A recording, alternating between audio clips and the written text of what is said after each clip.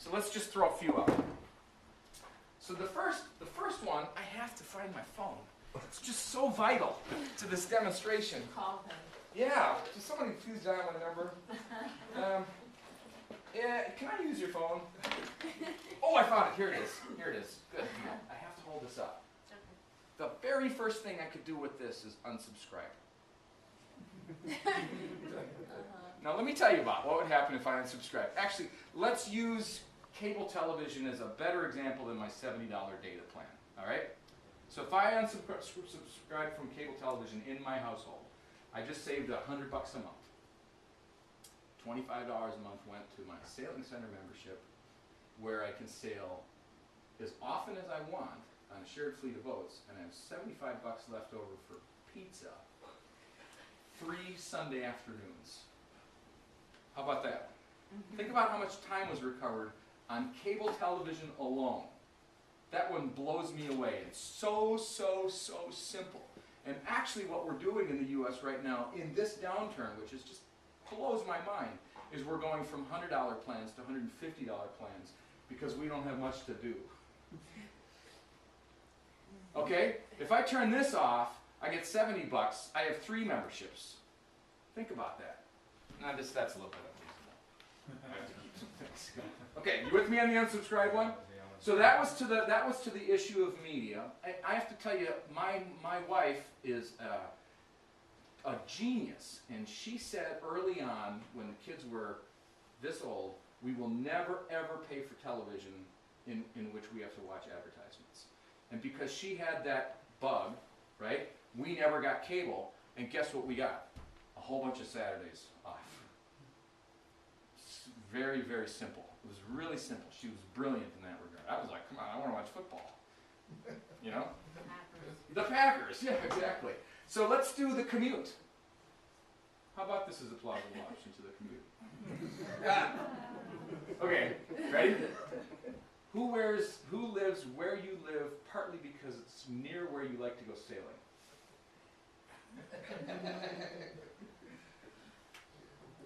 There you go. Okay? All right, we don't need to go further on that one.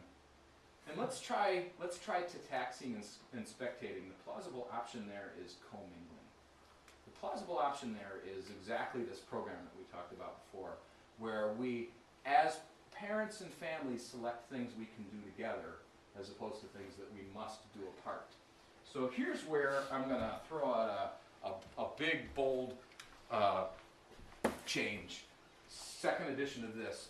In this one, I was trying to be nice to publishers, and I wrote, I will never compare one person's hobby versus another, because that's just not right to do, right? Gosh, if I said that sailing was better than golf, think about all the publishers that would say, there's no way I'm going to pick that book up, right? I'm going to change my tune on this and say, sailing is better than nearly everything you can think of. Powerboating, golf, soccer, combined, and here's the measure on which I think this needs to be said. So if you break out of the way that we deliver it now and go to intergenerational, what you realize is that you'll never have a circumstance in which a great-grandmother and a great-granddaughter can play soccer against each other on the field. But you'll always have an opportunity for a great-grandmother and a great-granddaughter to go sailing together. So on that measure, what we do is about the perfect healing mechanism for the concept of role modeling and mentoring and parenting again. With me? So what's it really about? It's about saving sailing. All right, you don't have to answer that. Here's the data. Yeah, it's about families. Thank you.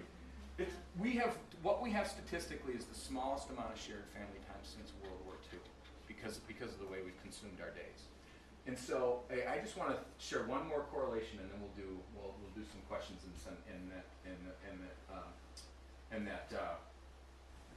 that contest. Remember the sailing number that went up and down? So I asked the question to all the folks that we talked to in the body of research for this: Who were you sailing with in 1979?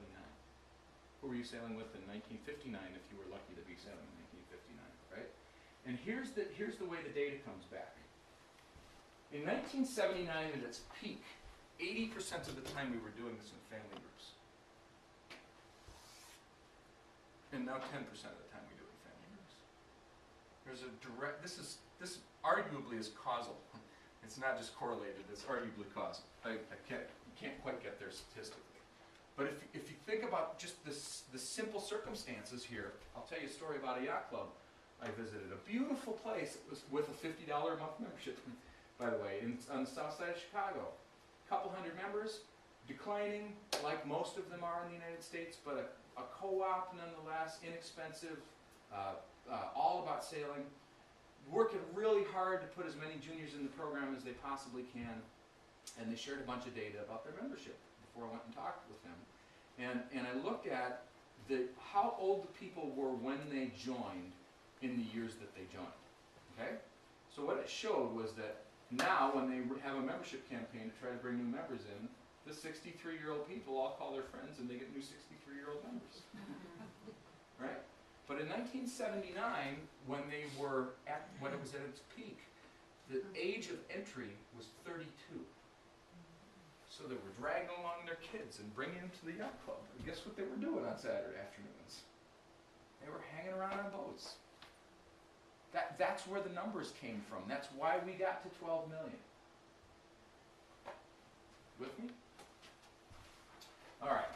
So let me throw one more framework at you. This is a big and hairy one, but I think it brings it home. So this is a spectrum that's about me right now. I'm in front of you guys, right? In the current, in the now. And here's me later. This is me tomorrow and catching my flight home. And here's us later. And here's them later. And I'm going to give you what I mean by that. This is Elizabeth's kids. I don't know them yet. Okay? You can go backwards in time and to groups as well. So here's just one person and here's a whole bunch of people, right? Now if you look at institutions, all the ways that we think about things and the ways that we learn against this, what you realize is that gaming, video gaming specifically, and all of that media stuff, it's all about me right now. It gives us nothing in terms of preparing us for the future. And it really has no basis in the past. There's nothing nostalgic about it whatsoever. You with me? Okay? So if I start adding institutions on top of this, here's a social club. This is Facebook. Facebook is really about you knowing where I am. Get it? It's really about me making sure that you're aware of my existence. So let's move up one. Here's an individual sport. I have to prepare now, so it's about me in the future, which is okay. And here's a team sport.